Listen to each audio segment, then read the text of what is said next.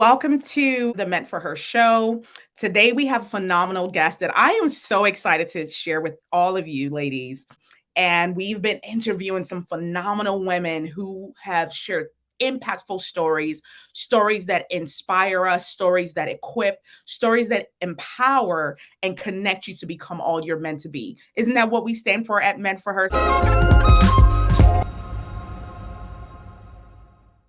Welcome today is Shirley Perry-Richardson. She's just phenomenal. I mean, when I think about who she is and what she represents, I'm so excited for you guys to meet her. She's the founder and executive director of Building the Fire Within Incorporated. It is a not-for-profit organization that provides transitional housing and assistance to returning female citizens after incarceration to become productive citizens in their communities. Excited because this guest is from Connecticut. You know, I'm in Connecticut, so I'm super excited to have Shirley with us. She was born in Waterbury, Connecticut. She's one of 14 siblings. She graduated from Virginia Union University.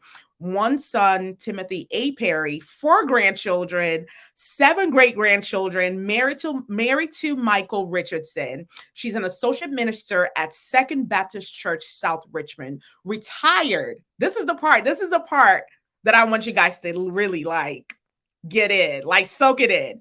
She's a retired homicide detective with the Richmond Police Department, where she served for 30 years. Yes, ladies, we have a retired homicide detective with us. She was also part of the Drug Abuse and Resistance Education Officer for 9 years. She was the founder of Cops for Christ support group. She mentors middle school female youths in the Mirror Me program. She's a facilitator for homicide support groups, spiritual director for Kairos Worldwide Prison Ministry, founder and executive director, as I said earlier, of Building the Fire Within. That I want to hear more about that when we have her on. And she's a facilitator for a cancer care ministry, Harvesters of Positive Energy, that helps cancer patients and caregivers with appointments, daily chores, and etc. She served 3 years on the advisory board for child abuse and neglect under Governor George Allen. She served on YMCA board of directors, certified personal trainer, second place competition winner, bodybuilder for 60 plus. Welcome on the stage with me is Shirley Perry-Richardson. Welcome. Thank you so much.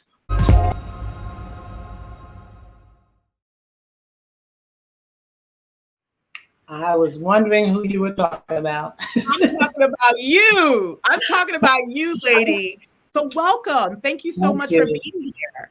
Thank you. Thank you for inviting me. Thank you for allowing me to just be on your platform. I'm just so excited that you asked me to do this. Thank you. But if you were to tell our audience in one sentence, something brief, who is Shirley Perry-Richardson?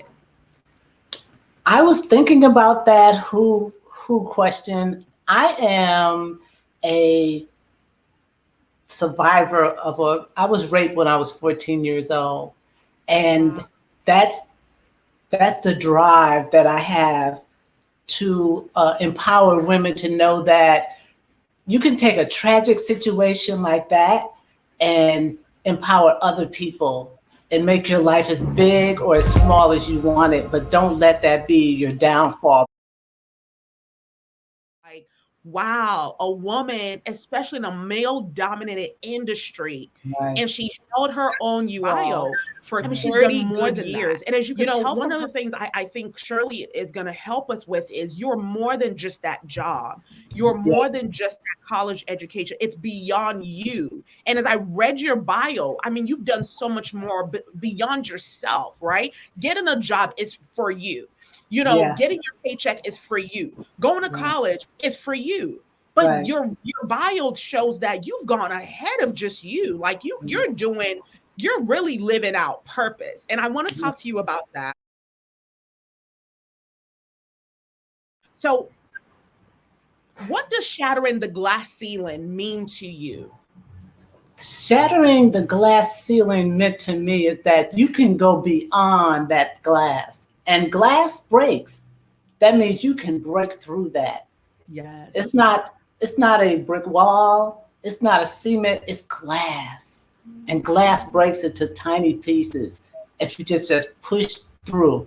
Like when I was in the police department, the homicide, I did more than, like you said, than my job. I started the Cops for Christ because we needed a support group. And I looked around at all my colleagues, and they were like going through depression. And, you know, cops wear that badge of greatness. And we're introverted. We don't want people to know that we're in pain. We don't want people to know how we're hurting. And the Lord just said, you know, just let's have lunch every once a month and talk about what's going on. We would start out reading our Bible, and next thing you know, everybody would be crying and talking about what's going on in their personal life, on their job at lunchtime. And it became a big support group for the police department. But I just didn't do my job. I broke through that glass. I broke through. I did what other people would not dare do. And I was just thinking, I was just being me, doing what I wanted to do, you know? Some people might say, Shirley, you're a woman of courage, right? You're a woman who is able to break through glass because, I mean, after all, I mean, you are a, retired homicide detective. So you're a powerful woman. You're a strong woman. Walk us through that journey. Can you tell us a little bit about that through your career and through all what you've done so far? Well, I really never wanted to be a police officer / detective. I was just basically looking for a job. And when I graduated from college, I taught preschool handicap for 5 years, but being an extrovert, I needed an outside job. And I looked into the newspaper and I saw an article where they were looking for minorities. And I said to myself, that's me in 2 categories. I'm Black and I'm a female. And I thought, I'll do this for 5 years and I'm out of here because I don't really particularly like cops anyway. So I applied. And they hired me like right on the spot. I was like, okay, this is good. For 5 years, this is good. And I just started to grow from there. I stayed in patrol for maybe 2 years. And then I went into domestic. I helped form a domestic violence unit. And it seemed like everywhere I would go, I would get complacent and want to go somewhere different. So that's when I started to go to DARE. I wanted to work with kids. So I was in DARE program, drug abuse resistance education. I was in that. And that was really, really a real blessed assignment because I got a chance to touch children who needed to see a Black female in a uniform with lipstick, nail polish, hair done, and was able to do her job. And when I see some of my DARE students now, they always tell me the impression that I had upon their life. Like some of my lawyers and judges, and some of them are incarcerated, but the majority of them tell me the impact, and that means a lot to me. So after the DARE program, I went into the detective division. I never wanted to be a detective, but they thought I would be a great detective. So I transferred over there. But the male dominant force on that job, they always respected me because I could always hold my own. I wasn't trying to be a male figure, but they knew I was very feminine. I came to work with my hair looking good, my nails. They would look at my nails and say, you don't want to mess with her because she just got her nails done and she will definitely probably reach for that gun, So I love it. Yeah, I would be on a call. A violent call, and I could hear the guys saying, I'll be going to her right now. We're going to show up right now. Out of 30 years, I didn't have 5 fights. Out of 30 years, I don't think I pulled my gun more than 4 times. And that's really a big deal when you're working in that field. And the men respected me because I demanded respect for the person who I am. When I went on the department, I came on with my Christianity up front. People knew that I didn't curse and I didn't do a lot of other things, so they respected me and they would help me. I barely did anything, far as getting dirty. No, they were like right there, putting me on the spot because that's how I presented myself. I didn't want to try to have on that male demeanor. I wanted to be Shirley and the person that I am, and it paid off for me. Yes. You just came as yourself. and you operated in your own essence. I wish you had said it to me, and I wish I had known you in my early years in my career. Actually, I remember never wearing anything feminine to work because I didn't want to be, considered inefficient in my work. I worked in aerospace, I worked in a male dominant industry, manufacturing. So I would show up always in suits.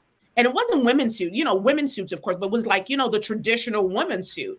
I would Right. never come in like a dress suit or anything. And it took, I think, a couple of years into my career for me to realize, like, wait a minute, why can't I wear a dress? Why can't I, have the nice, girly things on? So you were your authentic self from day one. And I love that. And if anyone's listening, any woman's listening, you're saying, I feel stuck in my career. I feel like I'm not moving.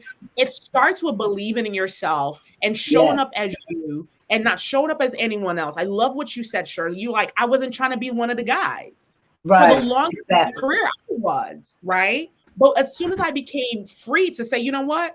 I'm equally up to the task for this job. Why do I have to look a certain way? I started wearing my dresses.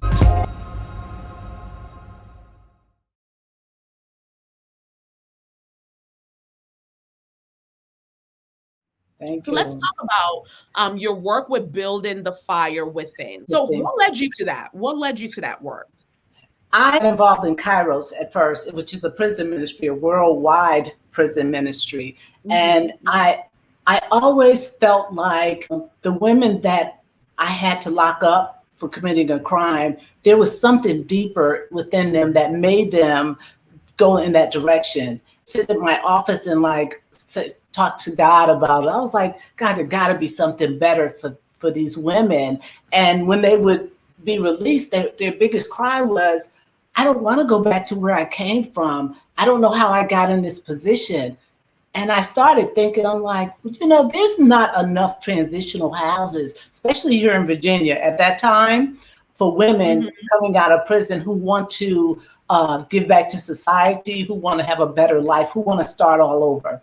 So I started writing my 501c3 on my break, on my lunchtime. The title "Building the Fire Within" just popped up in my spirit. Building the fire within.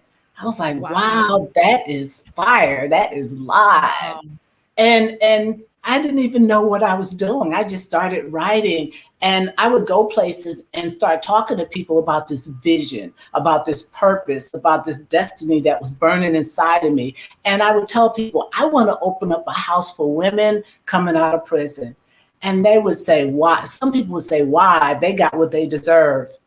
And I was Oh, like, wow. no, none of us got what we deserved. Some of us True. got caught, and others got away with it. So I Right. just started asking people about it. And I was at a conference, and I got up to speak about building the fire within. And I was asking for help. I was asking for brick and mortar because I had the 501c3. I had everything I needed. I just didn't have the house. And this gentleman was sitting next to me. Albert Walker is his name. And he tapped me on the shoulder. He says, I have a house that you can have. And I said, yeah, right. I said, Wow. no one gives away houses, okay? And my friend that was with me said, go check it out, Shirley. It doesn't hurt. I'm like, nobody's giving away a house. Lo and behold, he had a house, but it needed to be demolished. It was like the worst thing you could ever imagine stepping into, but it was a house. And I Wow. learned a lesson. I learned a lesson that when you ask God for something, you need to be specific. You need to say, God, I want a house with a roof on it, with a floor and a fence around it, okay, and a door that locks. So I learned that God has a great sense of humor from this. So I was looking around, and I'm in that house right now, and I was like, oh my goodness. And I was going to tell him no. As I was walking toward the door that was hanging on the hinges, I heard God say to me, do not despise small beginnings. I was like, wow. Wow. And then I started to see the house in a whole different perspective. And I looked at Albert and I said, okay, I'll take it. So they wrote the deed off to me, Building the Fire Within, and I named it the Carl Gordon House. The name of my house is the Carl Gordon House. And Carl Gordon, if you know the sitcom Rock that used to come on, Carl Gordon is a famous actor, and he used to live here in Amelia, in Virginia, and he on Law and Order, big, wonderful man, and I said, okay. I met Carl Gordon. He asked us to meet me. I didn't know who he was. I was like, okay, whatever. Let's get this over with. I'm looking for some donations for Building the Fire Within. And we're sitting at IHOP, and people are coming over to him, bowing and saying, oh, could I get your autograph? And I said to him, who are you? And he said, I'm Carl Gordon. I'm the actor on Law and Order and The Rock. I was like, oh my God. Wow. I was so humbled. I was like, oh my God, it changed my whole face and everything. So he said, I want to be a part of your board. So Shirley, I said, wow. Yeah, I know. I cried like a baby when I got in my car. I said, God, I know this is you. I don't even know what's going on right now. Drugs, that kind of thing. And I started to minister to them, and they would look at me and say, you don't know anything. Look at you. You look like you've never broke a fingernail. And when I started to tell them that I was violently raped at 14 years old, and my life story from Waterbury, they would back up and say, oh yeah, I could talk to you because you know what it's like to go through some situations out here. You don't look anything like what you've been through. Yeah. Wow. So I started taking in women and housing them and giving them like programs or resources to get them acclimated back into the community. So that's Building a Fire Within. Wow. So the Kairos place, that ministry, Building the Fire Within, and I love the story behind was that, catalyst, and just that really and some key takeaways from just listening to you. Because whenever I interview, I'm just like listening, actively listening. And the key takeaway for me, and I hope our audience heard that, there's a few powerful key takeaways. The power of the ask, right? If you need something, ask it. That's right. And just speaking about your dreams, these days we're so afraid of, someone's going to copy me. Someone's going to take this from me. But, when you're in certain rooms, like, I'm not saying go everywhere and, tell everyone I want to do this, but in certain rooms where, look, you look around, you feel the room, that, look, there might be some helpers in this room. Right. Open your mouth, lady, and speak about your dream. You never know who's going to come on to collaborate with you, who's going to promote you, who's going to be a sponsor, who's going to become a donor, who's going to say, look, I have a checkbook that's open and I just want to write you a check for this. So I've learned from that. I'm definitely going to be speaking about Meant for Her more than I do now. Open your mouth, sis. Like, get the vision out there. So I love that.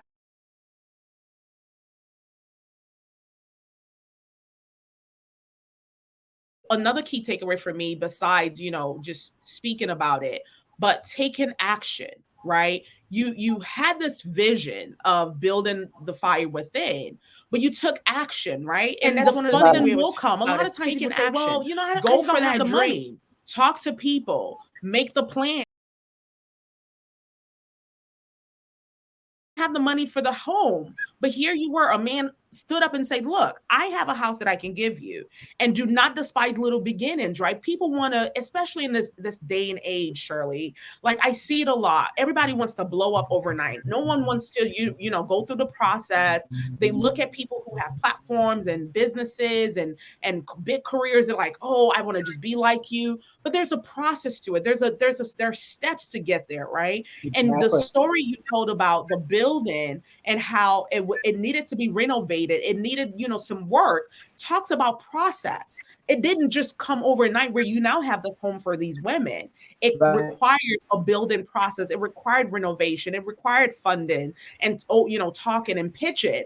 And really what you did is what we call pitching in business. You pitched your idea and a funder, an investor came about. So that's amazing. Even though you didn't know that's what you were doing, but that's what you did. Out your purpose.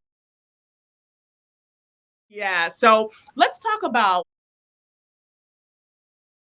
No, I think I have many paths, because as you read my bio, you see that I was all over the place, and I still am all over the place. But it's like my purpose never seems to be what I think it is. It always end up being bigger and greater.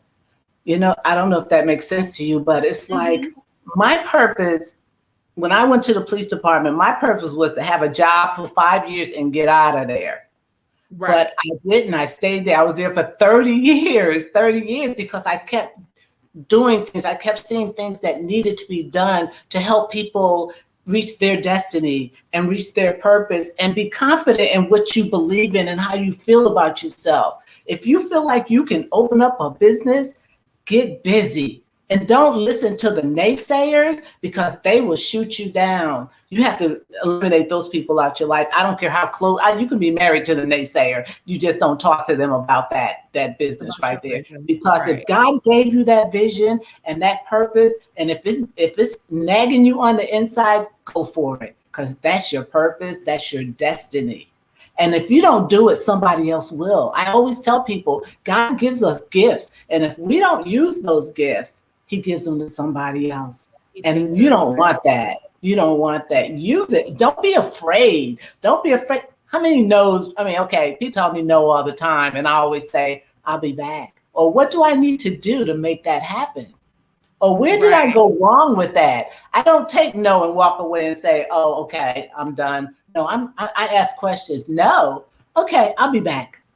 I'll change clothes, change my mentality, change whatever I need. And then I'll say, okay, let's talk about that. Let's have that conversation one more time.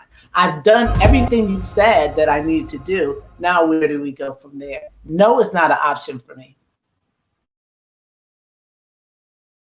We are releasing a magazine and it's called Her Dreams Take Flight, but it came from our flagship program called Her Dreams Take Flight, where it's an incubator for women and we take women through the process of taking the idea all the way to execution phase. And then after that, they have a blueprint on how to execute. There's an action plan.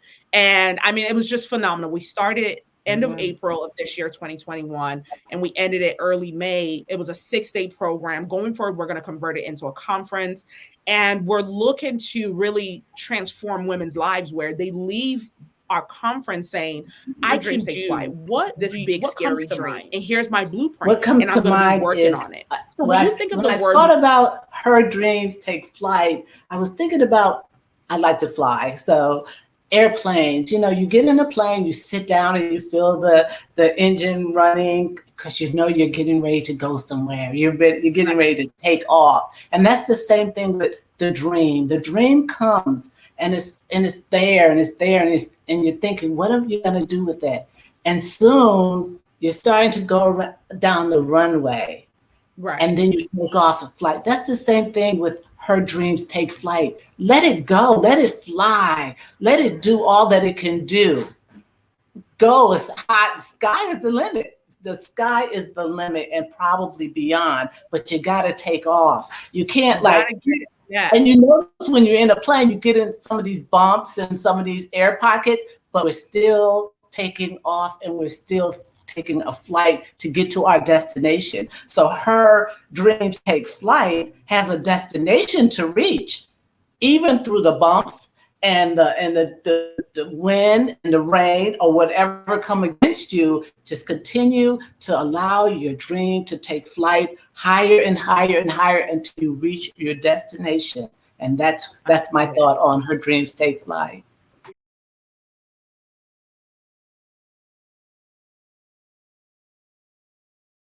I mean, all of that, you know, and just I'm picturing the aircraft and I'm thinking of all the different parts that go into the aircraft and the process and, you know, of being on the runway. But yes, certainly, you know, what you said is just phenomenal. Her Dreams Take Flight. Ladies, do not be afraid to start. You know, taking action is the first step. But after that, don't worry about, just like an airplane, it stays on the runway sometimes for a while. We've all been on flights, right? Where we're on the runway and the pilot has to wait, right, for their turn to take off. And sometimes it takes a while and people are on the plane and sometimes we get a little, you know, dreams will take off. take the steps, prepare, build that time you're on the runway where you're waiting for your debut. Take the time to prepare, take the time to build, strengthen your structures. Like I tell people, don't wait till you get to the top of your dream to put into place systems, processes, networks. Don't do that. Plan during the waiting season. Now, to the point that I really want to hear, dear younger Shirley, what would you tell to young Shirley? Wow. I would tell young Shirley to keep doing what she's been doing, just keep it going, keep it moving, stay focused. Focus is major, stay focused. I'm amazed at all that has occurred in my lifetime, because I would have never thought a little Black woman, girl from Waterbury, Connecticut, would even get to where I am now. When I come home, people are like amazed because they know my background. They know where I came from. They know how I started. And it's been going and it's still climbing, even at this age. So I would tell younger Shirley, do what you do. Keep doing what you do. Just hold your head up and just keep doing what you do. Be strong, be faithful, be committed, and stay focused. Well, Shirley, thank you so much for being with us today on the Meant for Her show. We certainly would love to have you back another time. But until then, thank you so much. Thank you. And invite me to your conferences. I would definitely come home for that.